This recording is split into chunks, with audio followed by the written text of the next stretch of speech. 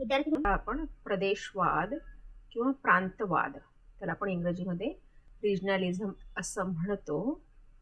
तर या प्रदेशवाद किंवा प्रांतवाद ह्याविषयी आपण जरा माहिती घेऊया. म्हणजे प्रदेशवाद किंवा प्रांतवाद हा जे काही अंतर्गत समूहांमध्ये जे काही कलह निर्माण होतात किंवा आपण म्हणतो त्यांना की दंगली उसळतात किंवा वाद निर्माण होतात, संघर्ष निर्माण होतात, त्यास प्रदेशवाद किंवा प्रांतवाद हा कसा कारणीभूत आहे हे आपण इथे बघणार आहोत. आता सर्वप्रथम आपण बघूया की प्रदेशवादाचा अर्थ काय आहे तो, आणि अ, प्रदेशवाद किंवा प्रांतवाद हा कशा पद्धतीने हळूहळू विकसित होत गेला, कशा पद्धतीने तीव्र होत गेला, ते आपण इथे बघणार आहोत. मग आज मी तुम्हाला सांगितलं मित्रांनो की प्रदेशवाद म्हणजेच काय म्हणतो आपण त्याला, प्रांतवाद. आता प्रांतवाद किंवा प्रदेशवाद म्हणजे काय की एखाद्याला आपल्या प्रदेशाविषयी किंवा आपल्या प्रदेशाविषयी आवाजवी स्वरूपाचा अभिमान बाळगणे होय.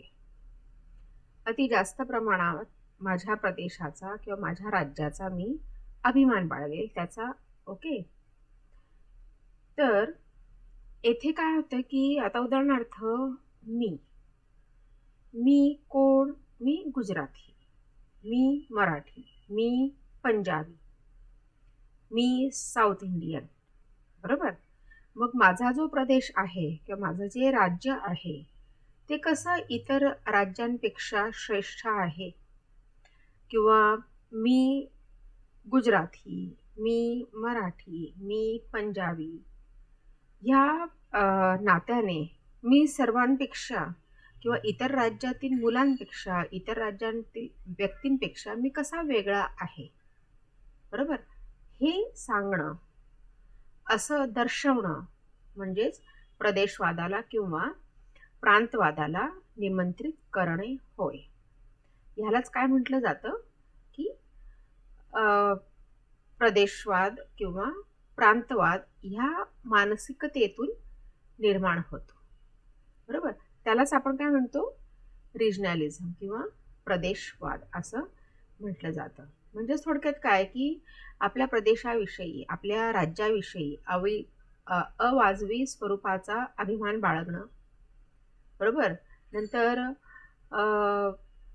इतर प्रांतांपेक्षा माझाच प्रांत किती श्रेष्ठ आहे, मी ह्या प्रांतातला म्हणून मी इतर प्रांतीयांपेक्षा कसा श्रेष्ठ आहे हे दाखवणं, हे समजणं, हे व्यक्त करणं म्हणजेच काय म्हणतो आपण त्याला, प्रदेशवाद किंवा रिजनलिझम. म्हणजे ही जी मानसिकता आहे ती प्रदेशवादास किंवा प्रांतवादास खतपाणी घालायचं काम करते, बरोबर. आता बघा बाळांनो, जो प्रदेशवाद आहे किंवा प्रांतवाद आहे हा कशामुळे निर्माण होतो, बरोबर. बरं, प्रांताविषयी, माझ्या प्रांताविषयी माझ्या मनामध्ये एक सकारात्मकता आहे की माझा प्रांत सगळ्यात श्रेष्ठ आहे, मग आज मी तुम्हाला सांगितलं. परंतु त्याच्या विरुद्ध अजून एक भूमिका असू शकते की समजा मला जर असं वाटलं की माझ्या प्रांताकडे दुर्लक्ष होतंय सरकारचं किंवा इतर बाबींविषयी दुर्लक्ष होतंय, माझा प्रांत किंवा माझं राज्य हे अविकसित आहे. का अविकसित आहे, इतर ज्या काही सुविधा आहे, सोयी सुविधा त्यांचा माझ्या प्रांतामध्ये किंवा माझ्या राज्यामध्ये व्यवस्थित विकास झालेला नाहीये, त्या विकासास बरीच बाधक घटक आहेत. मग अशा मानसिकतेतून सुद्धा किंवा ह्या रागातून सुद्धा प्रांतवाद हा निर्माण होतो बाळांना. म्हणजेच काय की माझ्या प्रांतावर अन्याय होतोय, माझ्या राज्यावर अन्याय होतोय, माझ्या राज्यातील लोकांवर अन्याय होतोय, आणि त्याच्यातूनच इतर राज्यांविषयी किंवा देशाविषयी, देशातील प्रतिनिधींविषयी एक प्रकारे राग उफाळून येत असतो, राग निर्माण होतो, आणि त्याच्यातूनच प्रदेशवाद जो आहे तो निर्माण होत असतो, बरोबर. आता बघा बाळांनो, ब्रिटिश राजवटीमध्येच भारताच्या आर्थिक विकासात असमतोल निर्माण झाला होता, बरोबर. नंतर स्वातंत्र्यानंतरही काही राज्यांची प्रगती चांगली झाली. उदाहरणार्थ आपण येथे आर्थिक प्रगती घेऊया. स्वातंत्र्यानंतरही काही राज्यांची आर्थिक प्रगती ही चांगल्या प्रकारे झाली. आर्थिक प्रगती चांगली झाली, इतर सुविधांचा विकास मोठ्या प्रमाणात जलद गतीने झाला. इतर सुविधा म्हणजे शैक्षणिक सुविधा असोत, करमणुकीच्या सुविधा असोत, किंवा ज्या काही आपण म्हणतो त्याला बेसिक इन्फ्रास्ट्रक्चर असो, या सर्व सुविधांचा विकास जलद गतीने झाला. आर्थिक विकास झाला, सामाजिक विकास झाला, नंतर इतर सोयी सुविधांचा विकास झाला. आता उदाहरणार्थ महाराष्ट्र, गुजरात, पंजाब, तामिळनाडू ह्या राज्यांमध्ये आर्थिक विकास व औद्योगिक विकास मोठ्या प्रमाणात विकसित झाला. परंतु ओरिसा, बिहार, आसाम म्हणजे पूर्वेकडील राज्यांच्या मनामध्ये आजही रोष आहे, अजून रोष आहे. आणि मग त्याच्यामुळे काय होतं की बऱ्याचदा संताप किंवा विद्रोह हा निर्माण होत असतो, संताप निर्माण होत असतो की ईशान्येकडील राज्यांमध्ये किंवा आमच्या राज्यांमध्ये विकासाच्या नावावर म्हणजे बोंब आहे किंवा विकास हा होऊ शकत नाही आहे. तर त्याविषयी त्या लोकांच्या मनामध्ये एक प्रकारे रोष असतो. तर मी मग आज तुम्हाला सांगितलं की काही राज्य जे आहेत, ओरिसा, बिहार, आसाम यासारख्या राज्यांमध्ये बाळांनो आर्थिक तसेच औद्योगिक विकास हा काही कारणांमुळे होऊ शकला नाही, बरोबर. काही कारणांमुळे होऊ शकला नाही. आणि अर्थातच तुम्हाला माहीत आहे की आर्थिक विकास किंवा सुधारणा, वेगवेगळ्या सुविधांची मुबलकता असणं, हे जे काही आहे हे त्या राज्याच्या विकासाचा पाया असतो. आणि म्हणूनच ज्या राज्यांमध्ये आर्थिक विकास, सामाजिक विकास, शैक्षणिक विकास किंवा ज्या नागरी सुविधा असतात त्यांचा विकास झालेला नसतो, त्या राज्यांच्या मनामध्ये बऱ्याचदा रोष असतो. नंतर अशी राज्य जी आहेत त्या अशा राज्यांमध्ये शैक्षणिक मागासलेपणा असतो, बेरोजगारी असते, दारिद्र्यही मोठ्या प्रमाणावर असतं. नंतर मग ह्या एकंदरीत सिच्युएशनमुळे, ह्या एकंदरीत परिस्थितीमुळे अशा राज्यातील लोकांना असं वाटतं की आपली फसवणूक होत आहे किंवा आपल्या राज्यांच्या विकासासाठी जो निधी सरकार देत आहे त्या निधीचा वापर योग्य प्रमाणात होत नाही आहे किंवा इतर राज्यांमुळे आपल्या राज्यांकडे दुर्लक्ष होतं आहे.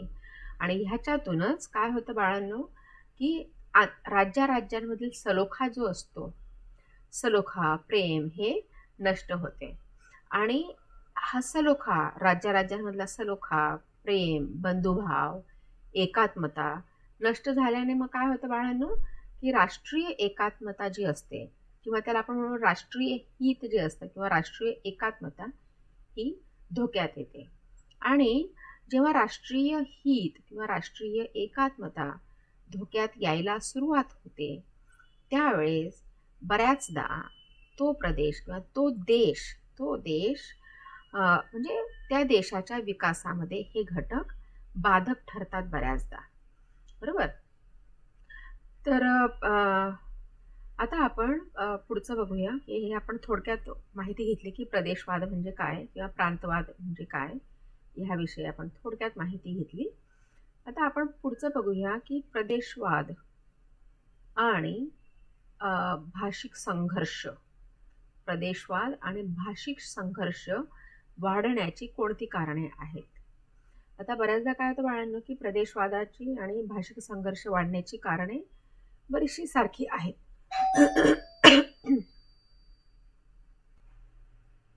आता आपण बघूया बाळांनो की प्रदेशवाद किंवा प्रांतवाद आणि भाषिक संघर्ष वाढण्याची कारणे कोणती आहेत. Causes for growth of regionalism and लिंग्विझम.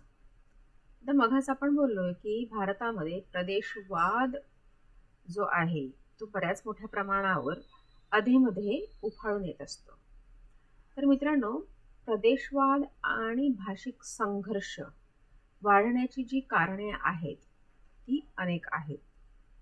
भाषिक संघर्षाचं उदाहरण जर द्यायचं झालं तर आपण महाराष्ट्राच्या अवतीभोवती जर बघितलं किंवा महाराष्ट्रातीलच आपण उदाहरणे देऊ शकतो किंवा दक्षिणेकडील प्रांतांमध्ये तुम्ही गेलात तर भाषिक संघर्ष काय आहेत ते आपल्याला अनुभवास येते. ह्याची कारणे काय आहेत की भारतामध्ये प्रदेशवाद आणि भाषिक संघर्ष कोणत्या कारणांमुळे वाढतो ते आपण येथे बघणार आहोत. येथे एक महत्त्वाची गोष्ट दिलेली आहे ती म्हणजे अशी की प्रदेशवाद आणि भाषिक वाद हे हातात हात घालून चालतात. म्हणजेच काय बाळांनो की प्रदेशवाद आणि भाषिक संघर्ष वाढण्याची कारणे जी आहेत ती सारखीच आहेत. आता पहिलं कारण काय आहे प्रांतवाद किंवा भाषिक वाद वाढण्याचं पहिलं कारण काय आहे ते म्हणजे भाषा किंवा संस्कृती माथी मारण्याच्या विरुद्ध प्रतिक्रिया. बरोबर. म्हणजे आता उदाहरणार्थ एखाद्या प्रांतामध्ये बाहेरून जर लोक राहण्यासाठी आलेले असतील तर मग त्यांना इन्सिस्ट केलं जातं की तुम्ही इथली ह्या प्रांताची जी भाषा आहे ती तुम्ही आत्मसात केलीच पाहिजे, तुम्हाला बोलता यायलाच पाहिजे वगैरे वगैरे वगैरे. बरोबर. त्याच्यावरही बऱ्याचदा संघर्ष पेटतात. नंतर दक्षिणेकडील राज्यांमध्ये जर तुम्ही गेलात तर दक्षिणेकडील राज्यांमध्ये हिंदी या भाषेला विरोध होत आलेला आहे आधीपासूनच. बरोबर. आणि त्यांना म्हणजे कुठल्या भीतीपोटी की त्यांना असं वाटतं की उत्तरेकडील राज्य आपल्यावर वर्चस्व गाजवतील. ओके. ह्या मानसिकतेतून दक्षिणेकडील राज्यांमध्ये हिंदी या भाषेला विरोध केला जातो आणि अधेमध्ये बऱ्याचदा म्हणजे जे काही भाषिक संघर्ष आहेत ते दक्षिणेकडील राज्यांमध्ये पण मोठ्या प्रमाणात उसळून येत असतात. महाराष्ट्राचंच बघितलं तुम्ही तर महाराष्ट्रामध्ये हिंदी आणि मराठी हा वाद आपल्याला नेहमीच पाहायला मिळतो. बरोबर. किंवा त्याच्या काही घटना घडताना आपल्याला आपल्या कानावर पडतात. मनसे, शिवसेना असे काही म्हणजे राजकीय ज्या काही म्हणजे त्याला आपण राजकीय पक्ष आहेत की जे म्हणजे येथील भाषा जी आहे म्हणजे प्रांताची जी भाषा असते तिचं जतन, संगोपन, संवर्धन करण्याच्या हेतूने का होईना परंतु अशा पद्धतीचं जे काही वातावरण आहे ते बऱ्याचदा निर्माण होत असतं. नंतर प्रदेशाकडे दुर्लक्ष. आता एखाद्या प्रदेशाकडे नेहमीच दुर्लक्ष होत आहे असं काही सत्ताधारी पक्षांना वाटतं आणि मग ते काय करतात की तेथील जी जनता असते त्या जनतेला म्हणजे त्या जनतेला सांगतात की कशा पद्धतीने तुमच्यावर अन्याय होत आहे वगैरे वगैरे आणि त्याच्यामधूनच प्रदेशवाद जो आहे तो निर्माण होतो आणि त्या प्रदेशवादामुळे बऱ्याचदा आंतरगट समूहांमध्ये संघर्ष हा पेटून उठतो. तिसरं कारण आहे उपसंस्कृती जतन करण्याची इच्छा. चौथं कारण आहे प्रादेशिक पक्षाची इच्छा. म्हणजे काही प्रादेशिक पक्षांची सत्ता जी आहे ती हस्तगत करण्याच्या हेतूतून बऱ्याचदा प्रदेशवाद जो असतो तो उदयास येतो. येथे उदाहरण दिलेलं आहे AIADMK, नंतर अकाली दल, नंतर तेलुगू देसम ह्या ज्या पार्ट्या आहेत किंवा हे जे राजकीय पक्ष आहेत ह्याचे येथे उदाहरण देता येईल तुम्हाला. नंतर गटांच्या हितसंबंधाची ओळख राष्ट्रीय हितसंबंधाशी जोडण्यात बऱ्याचदा अपयश येतं आणि त्याच्यातून सुद्धा प्रदेशवाद जो असतो तो उफाळून येतो. सहावं कारण आहे की मागासलेल्या प्रदेशातील वाढती जाणीव. तुम्हाला सांगितलं की जे काही पूर्वेकडील राज्य आहेत ईशान्येकडील जी राज्य आहेत मेघालय, आसाम, त्रिपुरा वगैरे वगैरे हे बरोबर या राज्यांच्या मनामध्ये नेहमी एक संभ्रम असतो किंवा त्या राज्यातील जे काही राजकीय घटक आहेत ते त्यांच्या मनावर बिंबवत असतात की आपल्या प्रदेशाकडे सरकार जाणून बुजून दुर्लक्ष करत आहे, त्याच्यामुळे आपल्या राज्यांमध्ये विकासाचा वेग हा फार कमी आहे किंवा ह्या सुविधा फार कमी आहेत, आपल्याला हे मिळणं आवश्यक आहे, ते मिळणं आवश्यक आहे, मग ते मिळवण्यासाठी आपण काय करायला हवं, वगैरे वगैरे वगैरे. आणि त्याच्यातूनच काय होतं बाळांनो, की प्रदेशवाद जो आहे तो निर्माण होतो.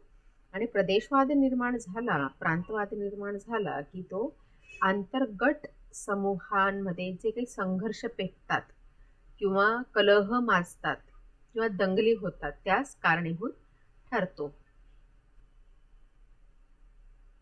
आता आपण बघूया मित्रांनो, की प्रदेशवादाचे संघर्ष किंवा प्रदेशवादामुळे निर्माण होणारे संघर्ष, आपण त्याची उदाहरणे बघूया. त्याला इंग्रजीमध्ये कॉन्फ्लिक्ट्स ऑफ रिजनलिझम असं म्हटलं जातं. बघा बाळांनो, हे संघर्ष किंवा कलह केव्हा निर्माण होतात, जेव्हा एका प्रदेशातील हितसंबंधांना देश किंवा दुसऱ्या एखाद्या प्रदेशाकडून विरोध होतो, तेव्हा प्रादेशिक संघर्ष हे निर्माण होतात किंवा प्रांतवादामुळे निर्माण होणारे संघर्ष निर्माण होतात किंवा प्रदेशवादामुळे संघर्ष निर्माण होतात. बरोबर. येथे काय आहे, की एखाद्या प्रांताविषयी म्हणजे आपल्या प्रांताविषयी एक आसक्ती आहे, की आपल्या प्रांताचा, आपल्या प्रदेशाचा विकास व्हावा, हा त्याच्या मागचा उद्देश आहे. परंतु जेव्हा असं वाटू लागतं त्या प्रदेशातील व्यक्तींना, की आपल्या प्रदेशाचा विकास हा इतर प्रांतांच्या नजरेत खुपतोय किंवा दुसऱ्या एखाद्या प्रांताकडून विरोध होत असेल त्यांच्या प्रांताच्या विकासासाठी, तेव्हा सुद्धा प्रांतवाद किंवा प्रदेशवाद जो आहे तो उफाळून येतो. आणि त्यामुळे काय होतं मित्रांनो, बऱ्याचदा संघर्ष पेटतात. बरोबर. संघर्ष निर्माण होतात, दंगली उसळतात. बरोबर. तर त्याची काही उदाहरणं आपण बघूया. की पहिलं उदाहरण म्हणजे भारतीय संघातून बाहेर पडण्याची मागणी. बरोबर. ह्याच्यातून काय होतं बाळांनो, की जो भारत देश आहे, बरोबर, की भारतीय संघातून आम्ही वेगळं पडतो अशी बऱ्याचदा मागणी केली जाते. बरोबर. ही अर्थातच शेवटची आणि टोकाची भूमिका असते. तर इथे काही उदाहरणं दिलं आहे, की तामिळनाडूमधील DMK, पंजाबमधील अकाली दल, उत्तर पूर्व भारतातील मिझोस, नागस, खलिस्तान चळवळ. बरोबर. अशा ह्या पद्धतीची बऱ्याचदा ही मागणी केली जाते, की आम्हाला वेगळं व्हायचं आहे. बरोबर. परंतु काय होतं बाळांनो, भारतापासून एखाद्या प्रांताला किंवा एखाद्या प्रदेशाला वेगळं करणं हे इतकं सोपं नसतं. बरोबर. आणि म्हणून अशा प्रकारच्या चळवळींना यश मिळत नाही. तर दुसरं एक उदाहरण बघूया किंवा दुसरं एक कारण बघूया आपण, वेगळ्या राज्याची मागणी, डिमांड फॉर सेपरेट स्टेट. बरोबर. तर ह्या प्रकारचा वाद किंवा संघर्ष केव्हा निर्माण होतो, की ज्या वेळेस काही क्षेत्रांमध्ये जी लोक राहतात, काही प्रांतांमधील लोकांना असं वाटतं, की आपली स्वतःच्या प्रांताची भाषा, संस्कृती जी आहे ती तशीच असावी किंवा टिकून राहावी. बरोबर. आणि अशा वेळेस लोक स्वतंत्र वेगळ्या राज्याची मागणी करतात. बरोबर. तर त्या ठिकाणी सुद्धा प्रदेशवाद हा मोठ्या प्रमाणावर आढळतो. आणि अर्थातच ही मागणी कशासाठी असते, स्वतःची वेगळी राजकीय ओळख निर्माण करण्यासाठी ही मागणी केली जाते. बरोबर. आता उदाहरण जर द्यायचं झालं तर आंध्र प्रदेशाचं तुम्हाला उदाहरण देता येईल, की 24 जून 2014 मध्ये आंध्र प्रदेशाचं विभाजन झालं. उत्तरेकडील भाग जो आहे तो तेलंगणा म्हणून ओळखला जातो आणि दक्षिणेकडील भाग जो आहे तो आंध्र प्रदेश म्हणून ओळखला जातो. बरोबर. नंतर तिसरं उदाहरण आपण घेऊया, ते म्हणजे असं, की विकासाच्या असमतोलपणामुळे सुद्धा मागणी ही केली जाते.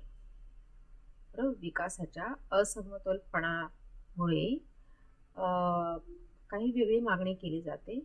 आणि अर्थातच यात सुद्धा की म्हणजे आमच्या प्रदेशाकडे किंवा आमच्या प्रांताकडे दुर्लक्ष केलं जात आहे किंवा आमच्या राज्यामध्ये असंतुलित विकास आहे. ज्या काही मानवनिर्मित साधनं आहेत त्यांचं वितरण असमान आहे किंवा नैसर्गिक साधने जे आहेत ते विपुल असूनही आम्ही ते त्या त्या साधनांचा उपभोग घेण्यास असमर्थ आहोत वगैरे वगैरे. ही कारणं देऊन बऱ्याचदा जो अविकसित राहिलेला उपप्रदेश असतो तर त्यासाठी स्वतंत्र राज्याची मागणी ही केली जाते. तुम्ही याच्यासाठी पुन्हा याचं आंध्र प्रदेशाचं उदाहरण देऊ शकता. नंतर पुढचं आहे पूर्ण वाढ झालेल्या राज्याची मागणी, demand for full fledged state. बरोबर. राज्य फेर रचना कायदा, त्याला आपण स्टेट रिऑर्गनायझेशन ॲक्ट म्हणतो. हा भारतात अस्तित्वात आल्यानंतर भारतामध्ये घटक राज्य, किती घटक राज्य आहेत भारतामध्ये? 28 घटक. आपण 2020चा डेटा बघूया, 2019-20चा डेटा बघूया की 2019-20 सर भारतामध्ये किती राज्य आहे? 28. आणि संघराज्य किती आहेत मित्रांनो? 8. युनियन टेरिटरीज आपण असं म्हणतो त्याला. ओके. तीव्र प्रकारचे प्रादेशिक किंवा प्रांतवादामुळे जे काही संघर्ष निर्माण झाले बाळांनो, त्या संघर्षाचं पुढचं एक उदाहरण आहे ते म्हणजे पूर्ण वाढ झालेल्या राज्यांची मागणी, demand for full fledged state. बघा, भारत सरकारने राज्य फेर रचना कायदा, त्याला स्टेट रेकग्निशन ॲक्ट म्हणतात, अस्तित्वात आणल्यानंतर भारतामध्ये 2019-20 नुसार आपण बघूया की घटक राज्य जी आहेत ती 28 आहेत आणि संघ राज्य, त्याला आपण युनियन टेरिटरीज असं म्हणतो, ती 8 आहेत. बरोबर. तर मग काय झालं की या अशा पद्धतीचे हे 2 विभाग करण्यात आले, म्हणजे एक राज्यांचा एक विभाग आणि दुसरा संघ प्रदेशांचा किंवा संघ राज्यांचा विभाग. बरोबर. ह्यामुळे काय झालं की संघ प्रदेश किंवा युनियन टेरिटरीज ज्या होत्या त्यांची पूर्ण वाढ झालेल्या राज्याच्या मागणीमध्ये प्रदेशवाद किंवा प्रांतवाद हा दिसून येतो. आणि मग नंतर काळाच्या ओघात काय झालं बाळांनो की संघ प्रदेशाच्या मागणीची, म्हणजे स्वतंत्र संघ प्रदेशाच्या मागणीची चळवळ जी होती ती अतिशय तीव्र झाली. तिने अतिशय उग्र रूप धारण केलं आणि त्यातूनच हिमाचल प्रदेश, मणिपूर, त्रिपुरा, गोवा, मिझोराम वगैरे इत्यादी संघ राज्यांना पूर्ण राज्यांचा दर्जा प्राप्त झाला. तर 2019ची जर गोष्ट करायची झाली तर 2019मध्ये जम्मू अँड काश्मीर जे होतं या संघराज्याचं पुन्हा या संघराज्यापासून लडाख हे वेगळं केलं गेलं. बरोबर. म्हणजे जम्मू अँड काश्मीरचे 2 विभाग झाले. जम्मू अँड काश्मीर हे आधी सिंगल संघराज्य होतं, एक संघराज्य होतं आणि मग 31 ऑक्टोबर 2019मध्ये ह्या कायद्याचा वापर हा कायदा अंमलात आणून याचे 2 प्रदेशांमध्ये त्याचं विभाजन केलं गेलं. 2 संघराज्यांमध्ये त्याचं विभाजन झालं. एक आहे जम्मू अँड काश्मीर आणि दुसरा आहे आणि दुसरा आहे लडाख. ठीक आहे. आता पुढचं आहे ते म्हणजे आंतरराज्य सीमावाद. तर आंतरराज्य सीमावाद जो आहे बाळांनो हा काही नवीन नाही आहे. बरोबर. तर हा वाद केव्हा निर्माण होतो की ज्या वेळेस आता उदाहरणार्थ एखादी नदी 2 राज्यांमधून वाहत असेल. बरोबर. किंवा एखाद्या भाषेच्या संदर्भात हा वाद निर्माण होतो. तर आपण बघूया की ह्याच्यामुळे म्हणजे आंतरराज्य सीमावाद याच्यामुळे प्रदेशवाद जो आहे तो निर्माण झालेला आहे आणि भारतामध्ये ही परिस्थिती बऱ्याच ठिकाणी आहे. उदाहरण जर घ्यायचं झालं तर पंजाब आणि हरियाणा ह्या 2 राज्यांमध्ये चंदीगडवरून वाद आहे. नंतर महाराष्ट्र आणि कर्नाटक या 2 राज्यांमध्ये बेळगाववरून वाद आहे. कारण बेळगावमध्ये मराठी भाषिकांची संख्या खूप आहे. कर्नाटकमध्ये महाराष्ट्राचे 4 जिल्हे आहेत बाळांनो, बरोबर. ह्याच्यावर आधारित बऱ्याचदा कर्नाटक आणि महाराष्ट्र यांच्यामध्ये कधी बेळगाववरून वाद निर्माण होत असतात, तर कधी मराठी कन्नड अशा पद्धतीचा वाद निर्माण होतो. नंतर 6वं आहे ते म्हणजे आंतरराज्य पाणी वाद, इंटरस्टेट वॉटर डिस्प्यूट. पाणी वापराचा जो पहिला महत्त्वाचा वाद होता तो नर्मदा, कृष्णा आणि कावेरी ह्या नद्यांवरून निर्माण झालेला वाद होता. नंतर कृष्णा नदीच्या पाण्याच्या वितरणावरून महाराष्ट्र, कर्नाटक आणि आंध्र प्रदेश या 3 राज्यांमध्ये वाद आहे. नंतर कावेरी नदीच्या पाण्याच्या वाटपावरून तमिळनाडू, केरळ आणि कर्नाटक ह्या राज्यांमध्ये वाद आहे. आता हे जे काही वरील प्रकारचे जे काही वाद आहेत आणि ह्याच्यावरूनच अर्थातच हे आपण म्हणू शकतो की रिजनलिझम किंवा प्रांतवादामुळे हे वाद निर्माण झालेले आहेत. आता अशा पद्धतीने हे आपण उदाहरणं पाहिली काही. कसली उदाहरणं पाहिली की तीव्र प्रकारचे प्रादेशिक संघर्ष जे भारतामध्ये ठिकठिकाणी निर्माण होतात त्या संघर्षांची ही थोडीशी उदाहरणे आहेत.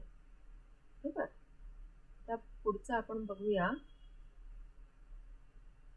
प्रदेशवाद किंवा प्रादेशिक संघर्ष कमी करण्याचे उपाय काय आहेत.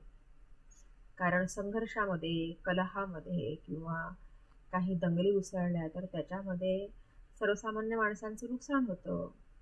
बरोबर. देशाची वित्तहानी पण खूप मोठ्या प्रमाणावर होते. बरोबर. मग हे टाळण्यासाठी, हे कमी करण्यासाठी प्रदेशवाद किंवा प्रादेशिक संघर्ष निर्माण होण्याची जी कारणे आहेत त्या कारणांचा विचार करून त्याच्यावर उपाययोजना करणं अतिशय महत्त्वाचं आहे. प्रदेशवाद किंवा प्रांतवादामुळे निर्माण होणारे संघर्ष कमी करण्याचे उपाय आपण बघूया.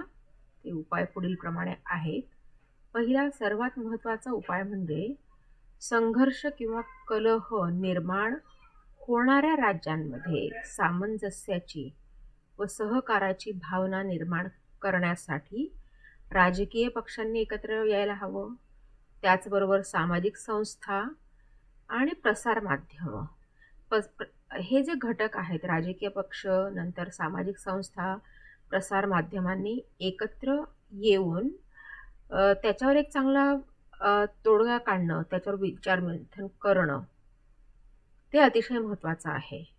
आणि त्यासाठी या तिन्ही घटकांनी एक वेगळी आणि महत्त्वाची भूमिका पार पाडणं आवश्यक आहे. बऱ्याच प्रकरणांमध्ये आपण पाहतो की एखाद्या ठिकाणी जर छोटासा काहीतरी इशू असेल तर बऱ्याचदा काही प्रसारमाध्यमं त्या छोट्याशा इशूला किंवा त्या छोट्याशा प्रश्नाला अशा पद्धतीने रंग चढवतात की त्या छोट्या प्रश्नाचं रूपांतर हे अतिशय मोठ्या प्रश्नात होतं आणि तो मोठा प्रश्न, ती मोठी समस्या सोडवणं सरकारच्या आवाक्याबाहेर जातं. मग अशा पद्धतीची प्रसारमाध्यमांनी भूमिका न ठेवता एक सकारात्मक दृष्टीने विचार करून की जेणेकरून संघर्ष आणि किंवा कलह निर्माण होणार नाहीत, समाजामध्ये तेढ निर्माण होणार नाही, यासाठी महत्त्वाची भूमिका किंवा महत्त्वाची पावले उचलणं अतिशय आवश्यक आहे.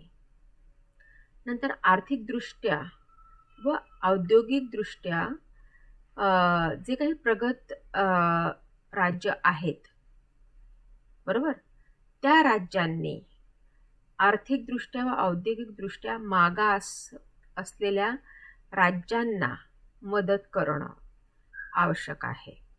बरोबर, मदत करण्याची गरज आहे की जेणेकरून त्यांच्या मनामध्ये एकमेकांविषयी असलेला जो काही राग आहे तो राग, म्हणजे जे मागास राज्य आहेत त्या राज्यातील जनतेमध्ये जे पुढारलेले राज्य आहेत त्या राज्यांप्रती जो काही एक रोष असतो, जो तणाव असतो, तो कमी होण्यास महत्त्वाचा ठरेल.